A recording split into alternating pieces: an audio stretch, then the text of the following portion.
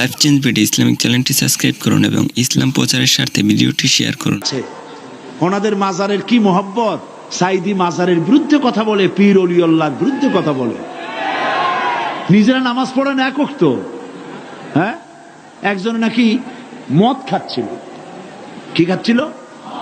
মদ পান করতে গিয়া মোষ ছিল খুব লম্বা। আছে তো মানুষের মোষ নানান কায়দা, দেখছেন না?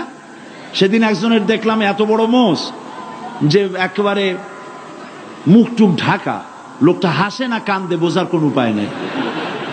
এরকম মশালা এক লোক বাও হাত দিয়া মোষগুলা উঁচা করিয়া তারপরে মদ পান করতেছে। তো একজন এসে জিজ্ঞেস করছে, ভাই তুমি এত কষ্ট করে মদ খাও কেন? এক হাত দিয়ে উঁচু করে ধরিয়া তারপর এত সাবধানতা অবলম্বন করে খাচ্ছ, কারণ কি? কয় যে ওলামায়ে কেরামদের মুখে শুনেছি পান কোনো কিছু পান করতে গেলে যদি মোষ ভেজে তাহলে নাকি মাকরু হয়। খাইতেছে কিন্তু হারাম, খাইতেছে কি হারাম, মাকরু থেকে বাঁচার চেষ্টা করতেছে।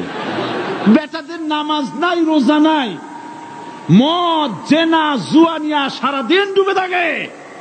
সাইদি মাজারের বিরুদ্ধে কথা বলেছে, মাজারের কত মোহব্বত।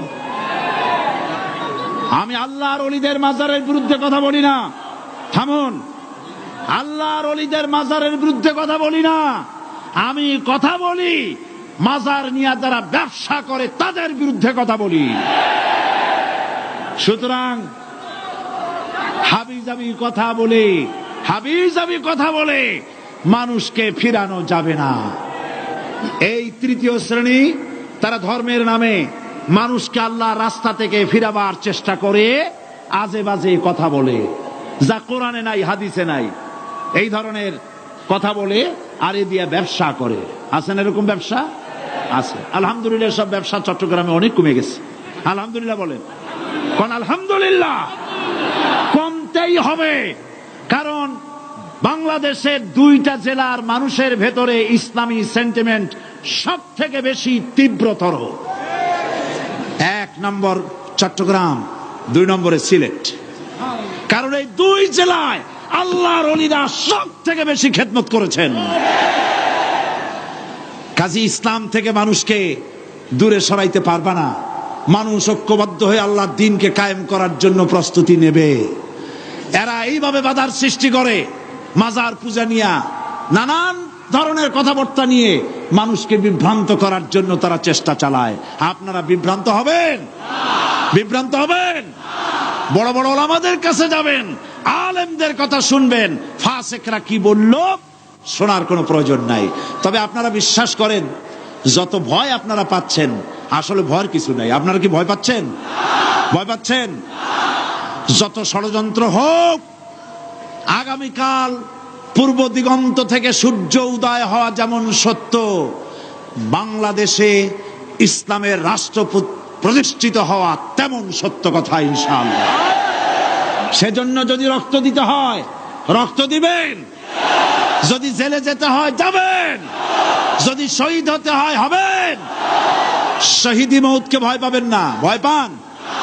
আল্লাহর নবী বলেছেন, শরীরে যদি কেউ চিমটি কাটে, চিমটি কাটায় যত কষ্ট আছে, শাহাদাতের মওতে এর থেকে কম কষ্ট।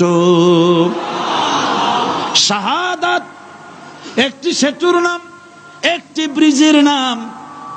এই পারে দুনিয়া, আর শহীদ হওয়ার সঙ্গে সঙ্গে শাহাদাতের ব্রিজ পার হয়ে আল্লাহ রাব্বুল আলামিনের সঙ্গে দিদার নসিব হয়ে যাবে।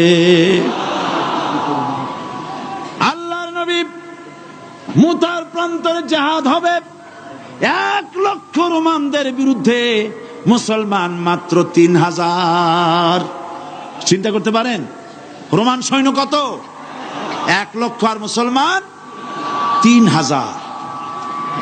সংখ্যা দিয়ে মুসলমানেরা বিজয় লাভ করে নাই কোনোদিন। মুসলমানেরা বিজয় লাভ করেছে ঈমান দিয়ে। কি দিয়ে? কি দিয়ে? ঈমান দিয়ে। নবীজি জিহাদের জন্য মুসলমানদেরকে তৈরি করলেন আর বললেন, এই জিহাদের প্রধান সেনাপতির দায়িত্ব আমি দিলাম আমার পালক পুত্র জায়েদ। জায়েদ কোথায়? তিনি বললেন, লাব্বাইক হুজুর, আমি হাজির আছি। নবীজি বললেন, জায়েদ যদি শহীদ হয়ে যায় তাহলে জাফর তুমি কোথায়? তিনি দাঁড়ায় গেলেন। নবী বললেন, জাফর যদি শহীদ হয়ে যায়। এরপরে আব্দুল্লাহ বিন রাওয়াহা তুমি কোথায়? তিনি বললেন, হুজুর হাজির। হুজুর বললেন, তুমি দায়িত্ব পালন করবে। তিনজন যদি শহীদ হয়ে যায়, তাহলে এরপরে তোমরা নিজেরা একজনরে বানায়া নিও সেনাপতি। তাহলে বোঝা গেল আল্লাহর নবী যে তিনজনের নাম নিলেন, তাদের শহীদ হয়ে যাওয়া কনফার্ম হয়ে গেল, নিশ্চিত হয়ে গেল।